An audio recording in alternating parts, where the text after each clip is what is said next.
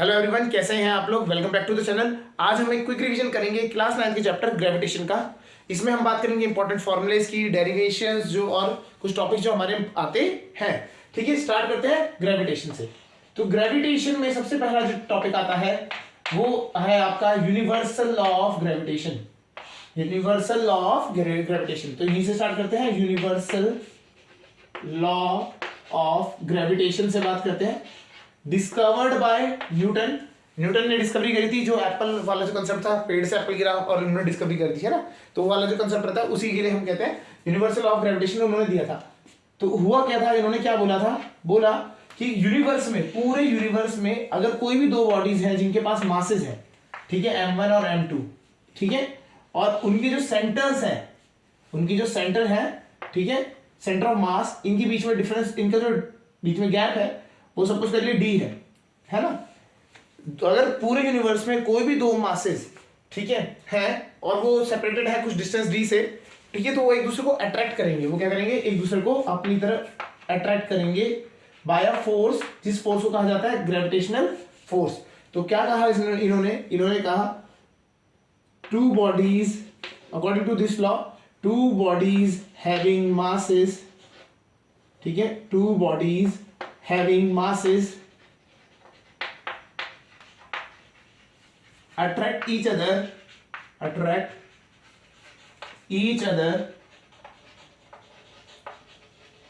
with a force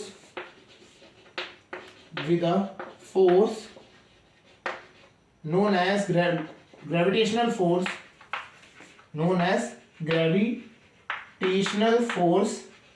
ठीक है जी। तो ग्रेविटेशनल फोर्स होता है, ठीक है, और इस फोर्स की वैल्यू जो है, इस F की वैल्यू जो होती है वो होती है, आपको यहां दे देखना है G क्या हुआ, universal law of gravitation, m1 into m2, product of the masses m1 and m2 upon इनके बीच में जो सेपरेशन है इसका स्क्वायर, ठीक है। तो इसका सिंपल ये फॉर्मूला रहता है G, वेयर G क्या होता है, G is universal gravitational constant. G जो है वो है यूनिवर्सल ग्रेविटेशनल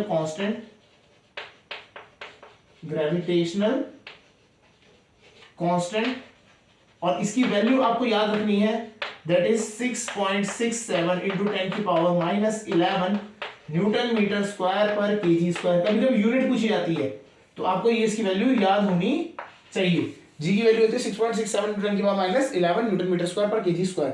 फोर्स का फॉर्मूला क्या है, F equal to G m1 m2 upon ये r स्क्वायर कह लीजिए, d स्क्वायर कह लीजिए। किसी बुक में r स्क्वायर होता है, किसी बुक में d स्क्वायर होता है। समझ आ गया होगा। ये जो इंपॉर्टेंट फॉर्मूला है ये इंपॉर्टेंट हो जाता है, क्यों, ये ज्यादातर क्वेश्चन इसमें आपको मिल जाते हैं। क्लियर, आपको मासेस दिए जाएंगे, मासेस का प्रोडक्ट जो है वो उससे डायरेक्टली प्रोपोर्शनल होता है फोर्स, और जो आपका जो d है, मतलब जो सेपरेशन है उसके इनवर्सली प्रोपोर्शनल होता है। इनवर्सली भी किसमें, square of the inversely proportional होता है। क्लियर, इनवर्स स्क्वायर लॉ भी कहा जाता है इसे। समझ आ गया। तो ये है क्या है, यूनिवर्सल लॉ ऑफ ग्रेविटेशन। आपको ये समझ आ गया होगा। इसके बाद जो नेक्स्ट, ये तो हो गया हमारा ग्रेविटेशन। आप यहाँ समझिए थोड़ा सा, ये है ग्रेविटेशन। ये जो है ग्रेविटेशन क्या हो गया, कोई भी दो बॉडीज है जिनके अंदर मासेस होगा, इसके अंदर दो बॉडीज है, इनके अंदर मासेस है, तो इनके बीच में कौन सा फोर्स हो गया, ग्रेविटेशन फोर्स। अब हम बात करते हैं सेकंड चीज, नेक्स्ट जो चीज आती है वो है ग्रेविटी। अगर आपसे कोई बोलता है ग्रेविटी क्या होता है, ग्रेविटी, ये जो है वर्ड, ये प्लैनेट के लिए स्पेसिफिक होता है, ये याद रखिएगा। Gravity is specified for a planet, ठीक है। ये क्या होता है, it is the force by which a planet attracts, force by which a planet attracts a object toward itself,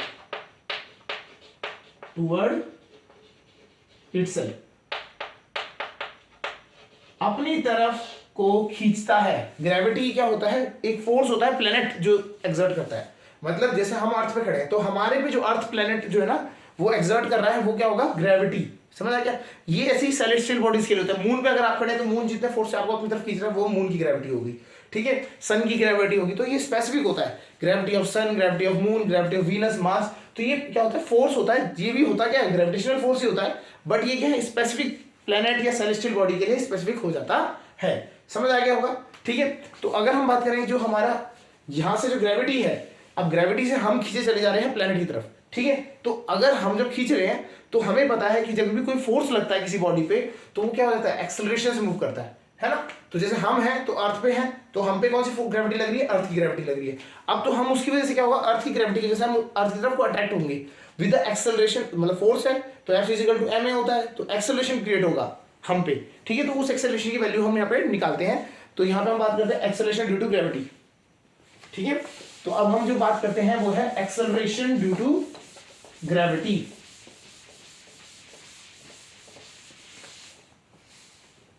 चलिए, तो एक्सेलरेशन ड्यू टू ग्रेविटी की बात हम यहां पे करते हैं। ड्यू टू ग्रेविटी आपको ये समझना है, ग्रेविटी इसको हम जनरली स्मॉल जी से रिप्रेजेंट किया जाता है, ठीक है, स्मॉल जी से रिप्रेजेंट किया जाता है, ठीक है। तो अब समझिए ये हमारा अर्थ है, ये प्यारा अर्थ हमारा, इसके ऊपर क्या है, कोई ऑब्जेक्ट है, सपोज बहुत ज्यादा पॉइंट ऑब्जेक्ट ही होगा, ज्यादा तो ऐसा बड़ा होगा नहीं ऑब्जेक्ट, है ना। अर्थ पे है तो पॉइंट ऑब्जेक्ट होगा as compare to the radius of the earth, radius of the earth r है, ठीक है। मास ऑफ अर्थ m हो गया, है ना। इस छोटे से ऑब्जेक्ट का मास हमने मान लिया स्मॉल m, हमारा जैसा हमारा मास है तो स्मॉल m मान लिया हमने, ठीक है। तो हमें पता है इनके बीच में फोर्स क्या होगा, ग्रेविटेशनल फोर्स किसके बराबर होगा, g capital M small m upon r square. ये इसका क्या हो जाएगा, फोर्स ऑफ ग्रेविटी कहा जाएगा। क्यों हम इसको फोर्स ऑफ ग्रेविटी इसलिए कह देंगे क्योंकि यहाँ पे मास ऑफ अर्थ यूज हो रहा है और रेडियस ऑफ अर्थ यूज हो रहा है, ठीक है। तो मास ऑफ अर्थ m से लिख दिया, रेडियस ऑफ अर्थ r से लिख दिया, तो यहाँ ये यूज होता है, ठीक है। अब हमने थोड़ा सा पहले पढ़ा है कि फोर्स जो होता है मास इनटू एक्सेलरेशन होता है। अब जो बॉडी है जो अर्थ के सरफेस पे है उस पर एक एक्सेलरेशन क्रिएट हुआ, तो कितना एक्सेलरेशन क्रिएट है वो समझते हैं। तो उसके लिए F को लिख दिया हमने m इंटू ए की जगह एक्सेलरेशन की जगह पे हम g लिख देंगे क्योंकि एक्सेलरेशन ड्यू टू ग्रेविटी को हम स्मॉल g से रिप्रेजेंट कर रहे हैं। तो ये इस तरह से बन गया r e का स्क्वायर, m से m कैंसिल हो गया, g की वैल्यू आपकी आ गई capital G mass of earth upon radius of earth का होल स्क्वायर। तो ये है एक्सेलरेशन ड्यू टू ग्रेविटी का फॉर्मूला, और इसकी value for earth it is equal to या approximately equal to 9.8 metre per second square. ये जो वैल्यू है ये प्लेस टू प्लेस चेंज होती रहती है, ठीक है। तो अगर हम बात करते हैं इक्वेटर पे है तो इसकी वैल्यू कुछ और होगी, पोल्स में चले जाएंगे कुछ और हो जाएगी, तो ये वैल्यू चेंज होती रहती है विद प्लेस टू प्लेस, समझ आ गया। तो इस ये एक डेरिवेशन है जो इंपॉर्टेंट है एज कंपेयर टू मतलब in school exams point of view, ठीक है, समझ आ गया। तो स्कूल एग्जाम के हिसाब से ये जो आपको क्वेश्चन ये वाला डेरिवेशन आ जाता है, क्लियर, समझ आ गया। तो एक्सेलरेशन ड्यू टू ग्रेविटी जो हमारे पे क्रिएट होती है वो होती है 9.8 metre per second square, clear. तो ये आपका हो गया। अब इससे एक चीज और हमें सीखने को मिल गई कि अगर कोई बॉडी अर्थ में फॉल कर रही है ना, तो वो क्या होगा, वो इसी एक्सेलरेशन से करेगी, ठीक है। तो इसके लिए हम थोड़ा सा पहले एक टॉपिक पढ़ते हैं, दैट इज फ्री फॉल। कुछ वर्ड एक समझते हैं यहाँ पे, फ्री फॉल क्या होता है, ठीक है। तो फ्री फॉल समझते हैं, उसके बाद हम बात करेंगे ये इस कैसे एक्सेलरेटेड मोशन होता है वो समझते हैं। तो पहला आता है फ्री फॉल। तो फ्री फॉल में हम बात करते हैं, तो फ्री फॉल क्या होता है, when a body falls freely, when a body falls freely under the effect of gravity, under the effect of gravity only, then it is said to be in free fall, then it is said to be under free fall, under free fall, ठीक है। जब भी कोई body खाली के उसमें कौन सा फोर्स हो रहा है, ओनली बोला है यहाँ पे इफेक्ट ऑफ ग्रेविटी, खाली इफेक्ट ऑफ ग्रेविटी लग रहा है और कोई फोर्स नहीं। जैसे हमने पेपर रखा छोड़ दिया तो पेपर लहराता हुआ आएगा नीचे, तो जब वो लहराते हुए आ रहा है तो उस पर क्या हो रहा है, नीचे से एयर ड्रैग लग रहा है, फ्रिक्शन लग रहा है, एयर ड्रैग लग रहा है, ठीक है। यहाँ पे हम बात करते हैं कि कोई और फ्रिक्शन फोर्स नहीं लग रहा है, बॉडी ग्रेविटी के अंडर नीचे गिर रही है। तो ऐसे में जब गिरती है तो उसे हम क्या कहते हैं, फ्री फॉल बॉडी कहते हैं, ठीक है ना। जब बॉडी फ्रीली गिरती है नीचे, उसमें कोई एयर ड्रैग नहीं लग रहा, कोई और फोर्स नहीं लग रहा है, तो हम उसे कहते हैं आपका फ्री फॉल कहते हैं, समझ आ गया।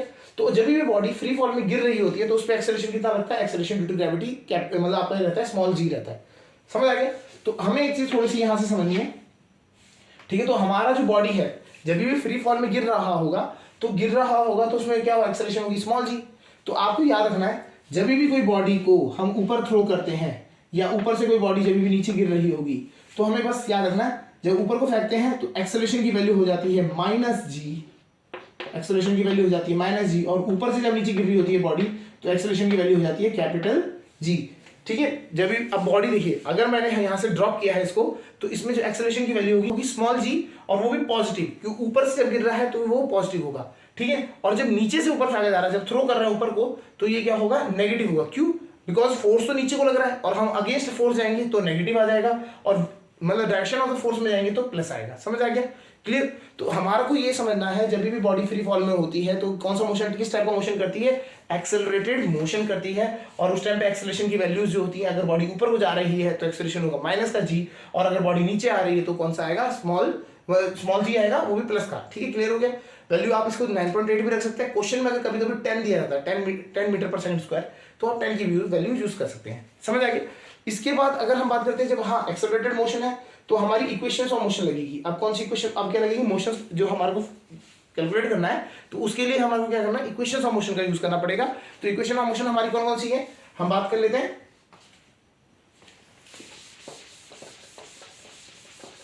तो इक्वेशंस ऑफ मोशन को हम ऐसा समझते हैं, एक्सेलरेटेड मोशन जिसे हम कहते हैं। तो हम यहां पे बात करते हैं accelerated motion under gravity. Motion under gravity, ठीक है जी। एक्सेलरेटेड मोशन अंडर ग्रेविटी हम बात समझते हैं यहां पे, ठीक है। तो ये समझते हैं कैसे। तो अभी हमें पता है इक्वेशन ऑफ मोशन क्या करेंगे, v is equal to u plus a t होता था किसी जमाने में, है ना। हमने ये पढ़ा था v is equal to u plus a t, s is equal to u t plus half a t square, ठीक है। और हमारा क्या होता है, v square minus u square is equal to 2as। ये होती थी जब भी हमें पता है कि कभी भी कोई बॉडी एक्सेलरेटेड मोशन कर रहा है, ठीक है ना, तो उसमें ये तीन इक्वेशन ऑफ मोशन यूज होती थी, ठीक है। बस ये थोड़ी चेंज हो जाएंगी। क्या चेंज हो जाएगी, जहां पे भी a दिख रहा है वहां पे क्या आ जाएगा, g आ जाएगा। जहां पे भी a दिख रहा है वहां पे क्या आ जाएगा, g आ जाएगा। ये कब के लिए है, जब बॉडी नीचे गिर रही है, ठीक है। तो इसे हम फ्री फॉल कह सकते हैं।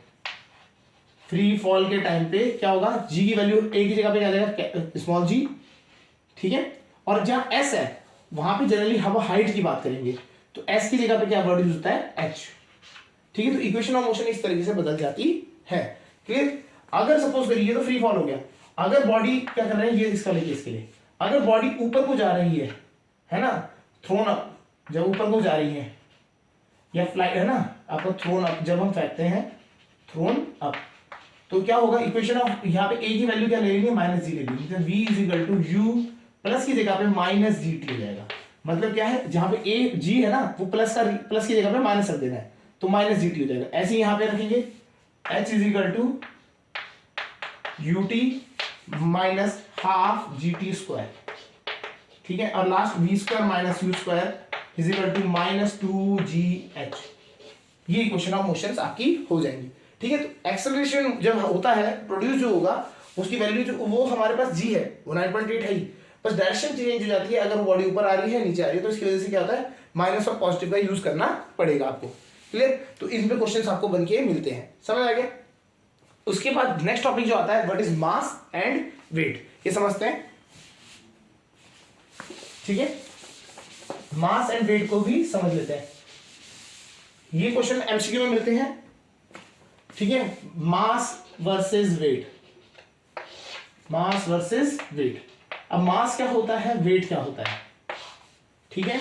मास क्या होता है, amount of substance present in the, amount of substance या अमाउंट ऑफ मैटर, है ना, present in a body, present in a body. एक बॉडी में कितना वो अमाउंट भरा हुआ है, तो उसे क्या कहा जाता है, मास कहा जाता है। वेट क्या होता है, वेट होता है force by which a body is pulled, a body is pulled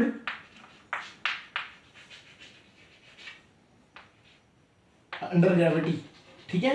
gravity की वजह से कितना खिंचा चले जाएगा, क्लियर, समझ आ गया। तो हमें ये समझ आ गया। सेकंड चीज, अब इसका एक सेकंड पॉइंट ये होता है, मास रिमेन सेम। जो मास होता है रिमेन सेम एवरीवेयर। मतलब अगर हम कहीं पे भी जाएं, जो आपको मास अर्थ पे है वही मास आपका है मून पे है, वही मास आपका अगर कहीं और किसी और प्लेनेट पे जाते हैं तो रिमेन सेम रहता है। यहाँ क्या weight, weight changes from place to place, weight changes from place to place, place to place. हमारी जो वेट होता है वो प्लेस टू प्लेस चेंज होता रहता है। SI unit of mass, SI unit, mass की यूनिट क्या होती है? केजी। मास किस में मेजर किया जाता है? केजी में। और यहां याद रखिएगा एसआई यूनिट क्या होता है? न्यूटन। इसका न्यूटन होता है एन, ठीक है। फोर्स है वो, बेसिकली वेट जो है वो फोर्स है और मास जो है क्या है? वो क्वांटिटी है ना। तो वो केजी में नापी जा रही है, यहाँ पे न्यूटन में नापा जा रहा है। समझ आ गया? कभी भी क्वेश्चन आए कि लिखा हुआ हो weight of a body is 4 kg, तो आप समझ लीजिए केजी मतलब वो दिया हुआ मास, ठीक है। वो लिखा हुआ वेट में होता है, कभी कभी बुक्स में ऐसा रहता है, बट आपको समझना केजी जब भी देखेंगे तो मास होगा, और ये जो आपका न्यूटन में दिया जाएगा तो वेट होगा। मैक्सिमम हम क्या करते हैं, हम जैसे खुद ही बोलते हैं यार तुम्हारा वेट कितना है, वो हमने बोल दिया 50 kg है ना, तो 50 kg हम मास बता रहे हैं, वेट नहीं बता रहे। क्लियर? वेट में कन्वर्ट करना है तो वेट और मास में रिलेशन देखिए, weight is equal to m into g. Weight अगर किसी का निकालना है तो मास को ग्रेविटी से, एक्सेलरेशन ड्यू टू ग्रेविटी से मल्टीप्लाई कर दीजिए, एक्सेलरेशन ड्यू टू ग्रेविटी से मल्टीप्लाई कर दीजिए, तो आपको क्या मिल जाएगा? वेट मिल जाएगा, ठीक है। तो वेट निकालने का आपको तरीका समझ आ गया होगा, weight is equal to mass into acceleration due to gravity. समझ आ गया? चलिए आगे बढ़ते हैं। ओके, अब हम बात करते हैं, ये जो पार्ट है ये तो आपका ग्रेविटेशन वाला पार्ट आता है। इनसे इसमें जो हमने बात करी universal law of gravitation, gravity, ठीक है, आपको जी की वैल्यू होगी है ना, तो वो आपको पता होना चाहिए, ठीक है। एक चीज और थोड़ा सा आपको पॉइंट बता देते हैं। अगर हम बात करें मून की ग्रेविटी और अर्थ की ग्रेविटी में अगर रिलेशन पूछा जाए, तो जो मून की ग्रेविटी होती है वो हमारे अर्थ की ग्रेविटी से 1/6 हो जाती है। मतलब अगर आपको सपोज करिए ग्रेविटी जी की वैल्यू, अगर स्मॉल जी की वैल्यू जो बात करते हैं अर्थ के लिए तो क्या है 9.8, और अगर हम मून के लिए जाएंगे तो 9.8 डिवाइडेड बाय 6। तो अगर आपको कभी मास, आपको बोल दे कि वेट, आपका मास दे रखा है और वेट निकालना है मून पे, तो अगर मून पे वेट निकालना है तो क्या कर देना है, वेट निकालिए, अर्थ पे निकालिए वेट, उसको डिवाइड बाय 6 कर दीजिएगा, तो ये क्या आ जाएगा? मून पे वेट आ जाएगा, ठीक है। तो अगर मेरा 60 न्यूटन वेट है, मतलब 600 न्यूटन मेरा अगर वेट है मान लेते हैं अर्थ पे, तो मेरा क्या होगा मून पे जाके कितना हो जाएगा? 600 डिवाइडेड बाय 6, तो कितना आ जाएगा? 100 न्यूटन। समझ आएगा? इस तरीके से रहता है, ठीक है। उसके बाद जो हम पढ़ते हैं थ्रस्ट एंड प्रेशर के बारे में समझते हैं। चलिए अब बात करते हैं थ्रस्ट। थ्रस्ट क्या होता है, फिर हम प्रेशर के बारे में समझेंगे। कुछ यहाँ टर्म्स है, ये इंपॉर्टेंट है, ये पूछी जाती है, तो आपको समझना है थ्रस्ट क्या होता है, ठीक है। ये परपेंडिकुलर फोर्स, बेसिकली क्या होता है, ये होता तो फोर्स ही है ना, बस ये परपेंडिकुलर फोर्स होता है on the surface of a body, on the surface of a body, surface of body. Basically यहाँ पे हम क्या कर रहे हैं, ये है तो फोर्स, ठीक है, और मेजर भी न्यूटन में किया जाएगा, बट ये परपेंडिकुलर फोर्स की बात कर रहे हैं, ठीक है। अगर मैं ये सरफेस है, हमारा ये सरफेस है, इसमें मैं फोर्स लगाता हूँ तो हमारे पास ऑप्शंस क्या है, मैं ऐसे इंक्लाइंड भी लगा सकता हूँ इस तरह से भी, तो एक परपेंडिकुलर भी लगा सकता हूँ। जब हम परपेंडिकुलर फोर्स लगाते हैं तो उसको हम थ्रस्ट कहते हैं, ठीक है। तो perpendicular force on the surface of a body, इसमें परपेंडिकुलर जो फोर्स लगता है उसे क्या कहा जाएगा? थ्रस्ट कहा जाएगा। समझ आ गया? क्लियर? तो 90 डिग्री पे ये फोर्स गिरता है। क्लियर? अब हम बात करते हैं प्रेशर। प्रेशर क्या होता है? Pressure is defined as, it is defined as, ये डिफाइन करने के लिए पूछा जाता है, इट इज डिफाइंड एज, ठीक है, it is defined as thrust per unit area, thrust per unit area, per unit area. Clear? तो थ्रस्ट कितना लग रहा है और कितने एरिया पे लग रहा है, तो वो कहा जाता है pressure. Pressure is equal to F upon A, तो pressure is equal to F upon A हो गया, थ्रस्ट पर यूनिट एरिया। समझ आ गया? तो इस तरीके से रहता है प्रेशर। क्लियर? अब जो प्रेशर है ना, वो प्रेशर का क्या होता है, बहुत इंपॉर्टेंस हो जाता है। कैसे हो जाता है, ये एप्लीकेशन पे डिपेंड करता है। देखिए अगर हमने सपोज करिए फॉर एग्जांपल, ये हमने क्या किया दो तरीके से, ठीक है। अगर हमने बात करा, ये वुडन ब्लॉक है, वुडन ब्लॉक है, एक इस पे क्या कर दिया, एक पे तो हमने नेल लिया और एक पे क्या किया, एक वुडन ब्लॉक, एक मतलब मेटल का ब्लॉक रख दिया और दोनों पे सेम फोर्स से हिट किया, दोनों पे सेम फोर्स से हिट किया। अगर हम एक नेल है, कील है, कील पे हमने हथौड़ा मारा, कील का आगे का जो एरिया होता है ना, ये वाला जो पॉइंट एरिया, ये पॉइंटेड एरिया हो गया, बहुत पॉइंट सा एरिया, बहुत कम एरिया है, तो एरिया क्या हो गया, बहुत कम हो गया, इसकी वजह से प्रेशर क्या हो जाएगा, बहुत ज्यादा हो जाएगा, तो ये कील क्या हो जाएगी, उसके अंदर जाके दब जाएगी। समझ आ गया? तो कील वहां पे क्या हो जाएगी आपकी, एक टाइप से इसके अंदर क्या हो जाएगी, एम्बेडेड हो जाएगी, अंदर जाके धंस जाएगी। समझ आया? बट अगर ये जो हमने मेटल का ब्लॉक लिया उस पर अगर हमने हिट किया तो एरिया ज्यादा है, तो इसकी वजह से प्रेशर क्या हो जाएगा, कम हो जाएगा, और इसमें खाली डेंट मारेगा, एक वुडन सरफेस के ऊपर क्या करेगा, खाली डेंट मारेगा, इतना नहीं अंदर डीपली जाके ये दब जाएगा। ऐसा जैसे कील दब गई, कील अंदर को पेनिट्रेट कर गई, ये दबेगा नहीं, तो इफेक्ट चेंज हो जाता है। तो प्रेशर क्या होता है, प्रेशर बेसिकली क्या होता है, फोर्स वही रखेंगे तो एरिया को ऊपर नीचे करने से हम क्या करते हैं, हमारे इफेक्ट चेंज हो जाते हैं, तो हमने इसलिए उसको टर्म को दिया प्रेशर। समझ आ गया। इसकी एप्लीकेशन अगर आपको हम बात करें तो समझ बहुत सारी है।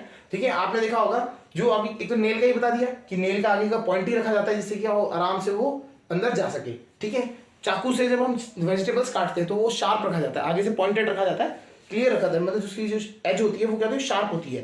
तो उससे होता है कि इजीली मतलब जो हम फोर्स लगाएंगे तो एरिया कम हो गया, प्रेशर ज्यादा हो गया, तो आसानी से वेजिटेबल्स कट जाएंगी। समझ आ गया।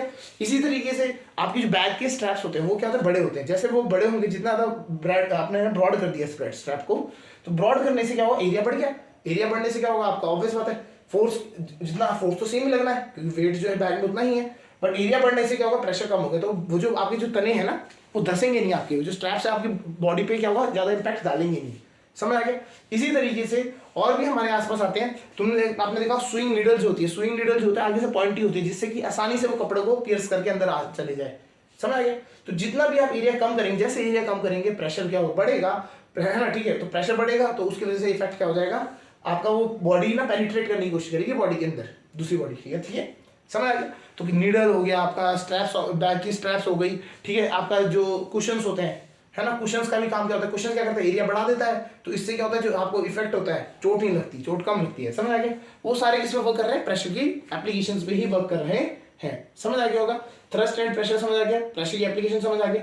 चलिए आगे बात करते हैं। ठीक है, अब हम बात करते हैं प्रेशर अप्लाइड बाय फ्लूइड, मतलब जो एयर है। ठीक है, हमारे आसपास जो हमारे आसपास एयर है ना, उसे हम बेसिकली हम कह सकते हैं ब्लैंकेट ऑफ एयर है, वो होता है एटमोस्फेयर, है ना। तो blanket of air around us is known as atmosphere. तो एटमोस्फेरिक प्रेशर हो जाता है, एटमोस्फेयर हम पे प्रेशर डालता है तो उसे हम कहते हैं एटमोस्फेरिक प्रेशर। ठीक है, होता है क्या, देखिए ये अर्थ है, अर्थ की चारों तरफ एक एटमोस्फेयर की लेयर है। ठीक है, तो अगर हम यहाँ पे खड़े हैं मान लीजिए, तो हम जब खड़े होंगे तो हमारे ऊपर इतना ज्यादा एटमोस्फेयर है ना, ये सारा एटमोस्फेयर ही तो है, ऊपर जितनी भी एयर है वो हम पे क्या करेगी, नीचे को वेट डालेंगी, फोर्स डालेंगी। तो हमारे जो सर से ऊपर जितनी भी एयर है वो हम पे क्या करेंगी, फोर्स डालेंगी। हमारे जो ऊपर जितनी भी एयर है वो सारी क्या हम पे क्या करेंगी, फोर्स डालेंगी। और जो वो फोर्स डालेंगी, ऑब्वियस बात है, फोर्स है F और हमारा कुछ एरिया है, ये एरिया मान लेते A, तो हम पे क्या होगा, ये प्रेशर क्रिएट कर देंगी, pressure is equal to force upon area. तो फोर्स जो हमारे पे जो वेट है, हमारे ऊपर जितनी भी एयर है उसका वेट हम पे जो लग रहा है फोर्स हो गया, और हमारे बॉडी के जितना एरिया है वो हमारा एरिया हो गया। तो अगर उससे हम डिवाइड करके मतलब निकाले फोर्स अपॉन एरिया तो प्रेशर आ गया। तो ये जो प्रेशर है ये हमारी बॉडी पे लग रहा है। इस प्रेशर की वैल्यू को हम, इस प्रेशर को हम क्या कहते हैं, एटमोस्फेरिक प्रेशर कहा जाता है। The pressure exerted by atmosphere on our surface is on us is known as atmospheric pressure. ठीक है, इसको मेजर करने के लिए हम यूज करते हैं डिवाइस बैरोमीटर। तो हमारा जो यूज होता है बैरोमीटर यूज होता है इसको मेजर करने के लिए। समझ आ गया। ठीक है, तो barometer is used to measure the pressure of atmosphere. ठीक है, हमारे ऊपर कितना एटमोस्फेयर लग रहा है, बैरोमीटर यूज किया जाता है। ठीक है, तो एटमोस्फेयर की जो वैल्यू अगर हम बात करें, एटमोस्फेरिक प्रेशर को एटीएम से भी कहा जाता है, 1 एटीएम, या फिर 1 बार भी कहा जाता है, कभी कभी 1 बार भी कहा जाता है, दोनों सेम चीज है। क्योंकि बैरोमीटर से हो रहा है तो बार लिख दिया, एटीएम से हो रहा है तो एक वही है, एटमोस्फेरिक कह दिया। ठीक है, एटमोस्फेरिक को एटीएम लिख देते हैं। इसकी वैल्यू होती है 1.013 × 10⁵ पास्कल। प्रेशर की यूनिट जो होती है याद रखिएगा पास्कल होती है। और अगर हम यहाँ पे बात करें 101300 पास्कल, इस तरीके से लिखा जा सकता है, या आप उसको पॉइंट में ले जाइए 1.013 × 10⁵ पास्कल, या फिर कभी कभी सीधा 1 × 10⁵ पास्कल भी लिखा जाता है, क्योंकि एटमोस्फेरिक प्रेशर हर जगह पे चेंज होता है ना। क्लियर, ये भी चीज है। तो थोड़ा सा आप यहाँ से एक चीज समझिए, अगर कोई पहाड़ है, यहाँ पे बहुत बड़ा पहाड़ है, इस पहाड़ पे हम चढ़ गए तो हमारे ऊपर जो प्रेशर का होगा, हमारे ऊपर की जो एयर है वो कम हो जाएगी। तो जैसे जैसे हम पहाड़ों पे जाते हैं, हाइट पे जाते हैं, तो हमारे ऊपर एयर की वैल्यू, एयर की जो वो है थिकनेस कम हो जाएगी, तो इसलिए वहां पे क्या होता है, प्रेशर कम हो जाता है। तो जैसे जैसे हम ऊपर जाएंगे, हाइट पे जाएंगे, तो प्रेशर क्या हो जाएगा, कम हो जाएगा, एटमोस्फेरिक प्रेशर कम हो जाता है। क्लियर, इसी वजह से क्या होता है, हमारी अभी बॉडी में ना क्या होता है, मेंटेनेंस होता है प्रेशर का। कैसे, जो बाहर से एटमोस्फेरिक प्रेशर लग रहा है उसको बैलेंस करने के लिए हमारे अंदर ब्लड प्रेशर है जो कंट्रोल कर रहा है। अब जब हम एटमोस्फेयर में चले जाते हैं, एटमोस्फेयर क्या है, एटमोस्फेयर की हाइट, एटमोस्फेयर में हाइट में चले जाते हैं या पहाड़ों में चले जाते हैं, तो हमारे क्या होता है, उस टाइम पे जो ह्यूमन है उसके अंदर का ब्लड प्रेशर क्या हो गया, वो तो मेंटेन रखना चाहता है, हार्ट उतनी तेजी से बीट कर रहा है, तो ब्लड प्रेशर ज्यादा हो जाता है, बाहर का एटमोस्फेरिक प्रेशर कम हो जाता है। इसी वजह से क्या होता है, नाक से खून निकलना हो जाता है, नौसिया मतलब आपको चक्कर आने भी, मतलब ऐसा लगेगा, है ना, आपको थोड़ा सा चक्कर वक्कर से आएंगे, वीकनेस आने लग जाएगी, तो इस तरीके से बीमारी आपको फील होती है। वो बेसिकली किस वजह से होती है, प्रेशर डिफरेंस आने की वजह से। समझ आ गया? आप एक इसको इस तरह से भी कर सकते हैं, जो चिप्स आते हैं ना, जो हमारे लेज के चिप्स कह लीजिए, या फिर आपका ना जो पैक्ड चिप्स आते हैं जिसके अंदर नाइट्रोजन गैस, मतलब उसके अंदर गैस भरी हुई है प्रिजर्वेशन के लिए, वो अभी क्या है, अगर हम यहाँ देखते हैं प्लेन्स में देखते तो वो थोड़ा दबते भी है। उन्हीं पैकेट्स को अगर आप एटमोसफेयर वहाँ पे लेके चल जाइए, पहाड़ों पे ले जाइए, तो वो बिल्कुल फूल जाएंगे टाइटली, क्योंकि बाहर एटमोसफेयर कम हो गया प्रेशर, तो क्या हो गया, अंदर का प्रेशर बढ़ गया, तो वो क्या हो जाएगा, गैस एक्सपैंड करती है, वो पैकेट अगर आप बहुत ज्यादा हाइट पे चले गए तो इवन पैकेट बर्स्ट कर जाते हैं। ठीक है, तो ये क्या होता है, ये सारा किस वजह से होता है, एटमोस्फेरिक प्रेशर। समझ आ गया ये? तो the pressure exerted by atmosphere on us is known as atmospheric pressure. It is measured with barometer and, और उसका जो वैल्यू होती है 1 atmospheric pressure is equal to 1.013 into 10⁻15 pascal. समझ आ गया यहाँ तक? क्लियर? अब हम बात करते हैं डेंसिटी की। डेंसिटी क्या होता है ये समझते हैं। ठीक है, डेंसिटी के बारे में समझते हैं। डेंसिटी बेसिकली एक फिजिकल क्वांटिटी है। ये हमने क्यों किया, हम देखना चाहते थे कि एक पर्टिकुलर जो हम बात करें ना वॉल्यूम में कितना ज्यादा मास भरा हुआ है। ठीक है, हम ये कह सकते हैं एक टाइप से कि अगर हम एक एग्जांपल लेते हैं, एक आपने 1 किलो आयरन ले लिया और 1 किलो क्या कॉटन ले लिया, तो अगर हम बात करें तो अगर उन दोनों में डिफरेंस है क्या, मास तो दोनों का सेम है, 1 kg ये भी है, 1 kg ये भी है। ठीक है, तो होगा क्या, कॉटन ना 1 kg कॉटन ज्यादा स्पेस लेगी और आयरन का 1 kg का ब्लॉक छोटा सा स्पेस लेगा। तो होता क्या है, it is defined as mass per unit volume. तो जितना आप आयरन में देखेंगे तो आयरन में क्या हो गया, मास क्या है, बहुत सारा इकट्ठा हो गया छोटे से वॉल्यूम में, और कॉटन में क्या है, मास जो है वो एक्सपैंड, मतलब ज्यादा नहीं फैला हुआ, मतलब वो फैला हुआ है, बेसिकली ज्यादा इकट्ठा नहीं हुआ है, वो फैला हुआ है। तो इस तरीके से क्या होता है, मास पर यूनिट वॉल्यूम क्या होता है, डेंसिटी। तो आप समझिए आयरन की डेंसिटी क्या हो जाएगी, ग्रेटर देन कॉटन हो जाएगी। ठीक है, क्लियर? तो जितना ज्यादा वो घनत्व कहते हैं बेसिकली हिंदी में, जितना ज्यादा घना होगा, मतलब उसके अंदर जितना ज्यादा मास भरा होगा कम वॉल्यूम में, तो वो डेंसर उतना ज्यादा डेंसर हो जाएगा। समझ आ गया? तो इस तरीके से डेंसिटी रहती है। और हमें थोड़ा सा कॉमन सेंस भी रखना है, सॉलिड की जो डेंसिटी है वो हमेशा ज्यादा होगी लिक्विड से, और लिक्विड की डेंसिटी से और ज्यादा होगी किससे, गैस से। क्लियर? समझ आ गया? इस तरीके से रहता है। क्लियर? तो ये हो गया डेंसिटी। तो हम बात करते हैं रिलेटिव डेंसिटी। कुछ डेंसिटीज की इसको एक और चीज समझ लेते हैं, कुछ डेंसिटीज की वैल्यू याद कर लेते हैं। डेंसिटी को दिखाया जाता है रो से, RHO है, रो मतलब बेसिकली ये रो सिंबल है, डेंसिटी दिखाया जाता है। तो डेंसिटी ऑफ वाटर का याद रखिएगा आप, दैट इज 1000। इसकी यूनिट होती है kg पर मीटर क्यूब। मास की यूनिट होगी, मास की यूनिट kg, वॉल्यूम की मीटर क्यूब। ऐसी डेंसिटी ऑफ मरकरी की डेंसिटी याद रखिएगा 13600 kg metre cube, kg per metre cube. Density of air ये याद रखिएगा 1 आता है 1 kg पर मीटर क्यूब। तो कुछ ऐसी डेंसिटीज है जो आपको याद होनी चाहिए, ये आपको पूछी जा सकती है। ठीक है, उसके बाद नेक्स्ट टॉपिक जो आता है वो है आपका रिलेटिव डेंसिटी का। ठीक है, तो ये रिलेटिव डेंसिटी होता क्या है ये समझते हैं। ठीक है, तो ये रिलेटिव डेंसिटी होता क्या है, it is the density of the material. ठीक है ना, आप किसी भी चीज की डेंसिटी निकालेंगे, ठीक है, तो relative density RD is equal to density of the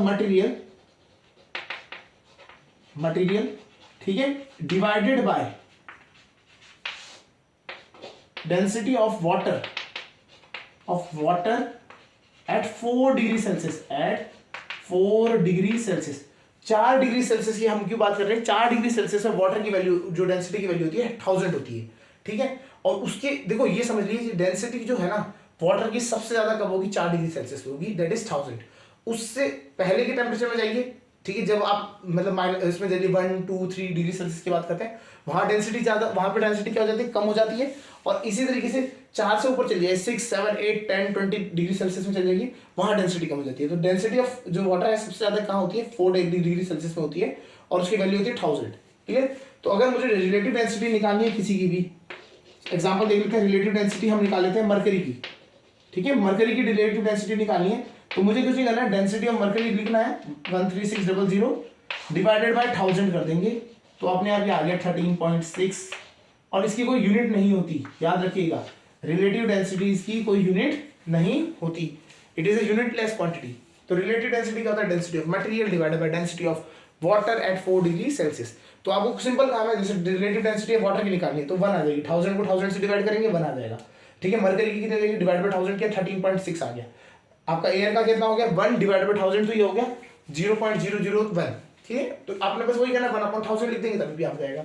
और रिलेटिव डेंसिटी की कोई यूनिट नहीं होती है, डेंसिटी की यूनिट होती है केजी पर मीटर क्यूब। समझ आ गया होगा, ठीक है। अब हम बात करते हैं आर्किमिडीज प्रिंसिपल के बारे में।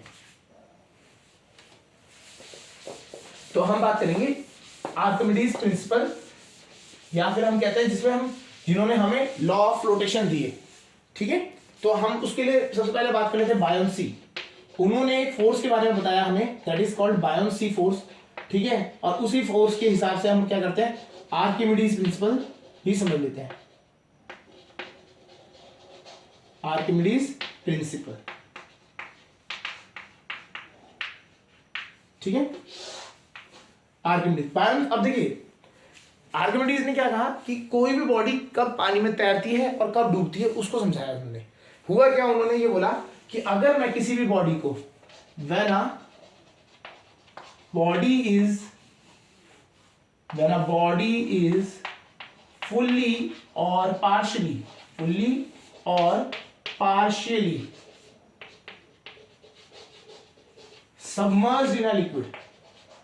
submerged in a liquid, एक लिक्विड में डुबोया जाता है।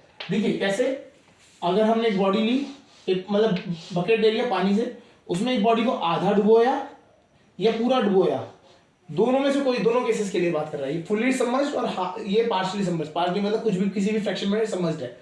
In a liquid it experience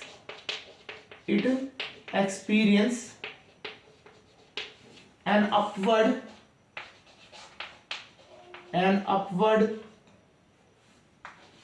thrust मतलब होता है फोर्स, है ना। तो ये ऊपर को फोर्स फील करेंगे दोनों के दोनों, ठीक है, क्लियर। तो उस फोर्स को कहते हैं thrust, full comma, this thrust is known as buoyant force, this thrust is known as buoyant force, ठीक है। ये बायोन्ट फोर्स कहा जाता है, इसको नाम दिया बायोन्ट फोर्स। और ये जो फिनोमिना हो रहा है कि वो ऊपर को पानी लग रहा है, पानी वेट ऊपर बॉडी को उठा रहा है, तो इसे कहते हैं बायोन्सी, ठीक है। तो ये फिनोमिना को कहा जाएगा बायोन्सी। और अगर हम फोर्स की बात करें तो बायोन्ट फोर्स एंड, ठीक है, is known as buoyant force and phenomena is known as, and this phenomenon is known as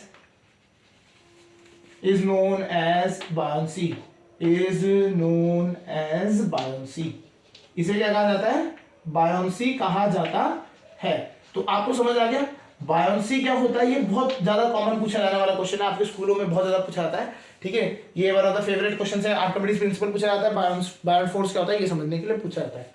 तो ये आपको समझाना है कि बोला भैया आपने क्या किया, किसी भी पानी में डुबो दिया, किसी भी डब्बे में डाला है ना, कि या किसी भी वाटर के बॉडी में डाल दिया है ना, तो उसमें जब भी डालोगे तो उसमें एक फोर्स ऊपर को लगेगा, जो कि फोर्स को, उस फोर्स को कहा जाएगा बायोन्ट फोर्स कहा जाएगा। और इस फिनोमिना को, जो ये फोर्स लग रहा है, इस फोर्स को कहा जाता है, इस मतलब फिनोमिना को कहा जाता है बायोन्सी। समझ आ गया। अब हम बात करते हैं आर्किमिडीज प्रिंसिपल। आर्किमिडीज प्रिंसिपल ने क्या किया, यही फोर्स को डिस्कवर किया। उन्होंने बायोन्ट फोर्स के बारे में बताया, ठीक है। और इस फोर्स को डिस्क्राइब कर दिया कि ये फोर्स किसकी, इसकी वैल्यू किसके बराबर होगी, ठीक है। अब इसको समझते हैं।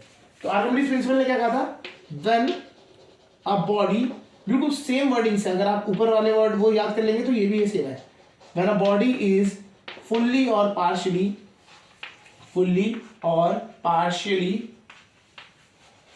submerged in a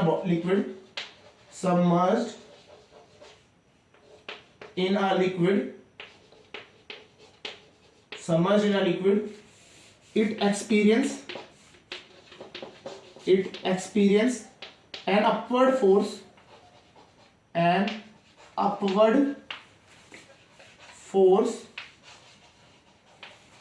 which is equal to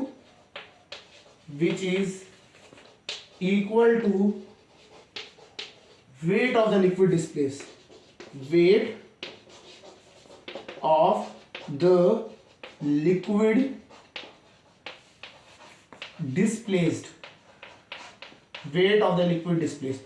जितना वेट उसने क्या किया, पानी का डिस्प्लेस किया। इसको कैसे समझ सकते हैं आप, एक बिल्कुल एक जग लीजिए, उसको बिल्कुल टॉप तक भर दीजिए, रिम तक, है ना, टॉप तक भर दीजिए। अब उसमें एक बॉडी को सबमर्ज करने लगिए, कर दिया। जब आप उसको सबमर्ज करेंगे तो पानी छलकेगा बाहर, वो गिरेगा, उस पानी को इकट्ठा कर लीजिए। उस पानी का जब आप वेट करेंगे तो जो वो वेट की वेट समझते हैं ना, मास नहीं वेट, है ना, M into G, तो वेट करेंगे तो वो वेट आएगा, वो किसके बराबर होगा, इस बायोंट फोर्स के बराबर होगा। समझ आया? तो अगर हम किसी भी बॉडी में किसी भी बॉडी को डुबोते हैं पानी में, तो जो पानी में जो जितना उसने पानी डिस्प्लेस किया है उसके वेट के बराबर इसको बायोंट फोर्स मिलता है, हाँ या ना। अब बात आ रही है ये भैया, अब इससे कैसे समझ आया कि तैर रहा है या नहीं तैर रहा है? इसको समझने के लिए सिंपल है, देखिए अगर एक बॉडी जब भी आप डालेंगे तो उसका खुद का मास होगा, नहीं होगा, खुद का मास होगा नीचे को mg, ठीक है, खुद का मास नीचे को क्या होगा mg, और ऊपर को कौन सा फोर्स लग रहा है, बायोंट फोर्स। अगर कोई बॉडी तैरेगी, कब तैरेगी समझिए, वो तभी तैरेगी जब mg जो होगा वो कम होगा या इक्वल होगा बायोंट फोर्स के। अगर mg क्या हो जाएगा, mg जो मास जो इसका वेट है, बॉडी का वेट और बायोंट फोर्स इक्वल हो जाए या बायोंट फोर्स ज्यादा हो जाए तो बॉडी क्या करेगी, तैरेगी। अगर ये चीज नहीं है, अगर ये नहीं है, उल्टा है, mg क्या है, वेट ज्यादा है, तो वो बॉडी क्या कर जाएगी, सिंक कर जाएगी, डूब जाएगी। ये आपको समझ के रखना है, समझ आ गया। तो ये जो चीज थी ये थी आर्किमिडीज प्रिंसिपल। आर्किमिडीज ने ये कहा कि भैया जो weight of the liquid displace होता है वो बायोंट फोर्स के बराबर होता है, और अगर आपको क्या करना है, वो वेट निकालिए, बायोंट फोर्स निकल गया आपका, उस बायोंट फोर्स को चेक करिए उसकी बॉडी के मास के बराबर है या नहीं है। अगर उस मास से वो ज्यादा है बायोंट फोर्स तो बॉडी तैरेगी, 100% तैरेगी। अगर वो बायोंट फोर्स इसके मतलब जो मास है उससे कम हो गया तो ये क्या हो जाएगी, बॉडी डूब जाएगी, समझ आ गया। और अगर इक्वल है तो वो क्या होगा, जिस पोजीशन पे, जिस जगह पे है वहीं पे वो तैरती रहेगी, ना ही वो डूबेगी, ना ही वो मतलब ना ही वो ऊपर को मूव करेगी, ना ही वो नीचे को मूव करेगी, दोनों में से कहीं पे मूव नहीं करेगी, वहीं रहेगी। बट वो ये है कि वो उसमें फ्लोटिंग में ही काउंट करा जाता है। बट ये याद रखना, अगर वेट बढ़ गया, बायोंट फोर्स से ज्यादा हो गया तो वेट तो डुबो ही देगा, आपका वजन जो है वो नीचे लेके आने की कोशिश करता है, बायोंट फोर्स ऊपर ले जाने की कोशिश करता है। अगर ऊपर बायोंट फोर्स ज्यादा है तो वजन क्या होगा, उसका इफेक्ट कम हो गया तो ऑब्वियस बात है तैर जाओगे। अगर सपोज करिए वेट ज्यादा हो गया, वेट नीचे ले गया, बायोंट फोर्स कम है, तो क्या होगा, आप ठीक है डूब जाओगे। समझ आ रहा नहीं आ रहा? तो दिस वाज आर्किमिडीज प्रिंसिपल, समझ आ गया होगा। तो इसमें हमने सारे पॉइंट्स जो टॉपिक्स हैं वो सब हमने डिस्कस कर दिए, क्विक रिवीजन था, समझ आ गया होगा, ठीक है। इसमें आप सारे फॉर्मुलेज को आप समझ लीजिएगा। सबसे पहला फॉर्मूला है यूनिवर्सल ऑफ ग्रेविटेशन का, F = G m1 m2 upon r², clear. उसके बाद वेट का फॉर्मूला आता है W = m into G, clear. उसके बाद एक्सेलरेटेड मोशन का जो फॉर्मूला था वो था आपके 3 इक्वेशंस ऑफ मोशन थी, v = u + at, s = ut + ½ at square, v² - u² = 2as।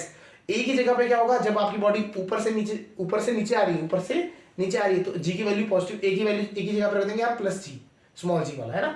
और अगर बॉडी नीचे से ऊपर जा रही है तो आप क्या वैल्यू रखेंगे, स्मॉल g, क्लियर, यहाँ से समझ आ गया। उसके बाद हमने बात करी प्रेशर की, प्रेशर = क्या था, फोर्स पर यूनिट एरिया, ये समझने की बात थी। डेंसिटी क्या होता है, मास अपॉन वॉल्यूम, तो डेंसिटी = मास अपॉन वॉल्यूम रहता है, ये समझना है। रिलेटिव डेंसिटी क्या होता है, density of material divided by density of water at 4 degree Celsius, clear, यहाँ तक समझ आ गया। आर्किमिडीज प्रिंसिपल ये बहुत बार पूछा जाता है, तो आर्किमिडीज प्रिंसिपल आप ये पढ़ लीजिएगा।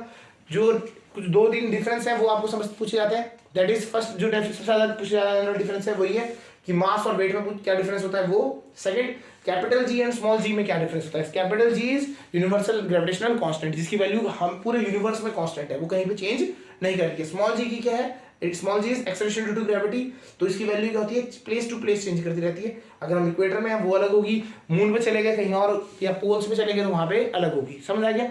तो वो वैल्यू चेंज होती रहती है। और आप जी की वैल्यू जो होती है वो याद रखिएगा 6.67 × 10⁻11 न्यूटन मीटर स्क्वायर पर kg स्क्वायर, और यहाँ एक्सेलरेशन ड्यू टू ग्रेविटी की वैल्यू होती है 9.8 मीटर पर सेकेंड स्क्वायर, समझ आ गया होगा, ठीक है। तो ये आपका कंप्लीट रिवीजन था ग्रेविटेशन चैप्टर का, ठीक है। आज के लिए इतना ही, ओके।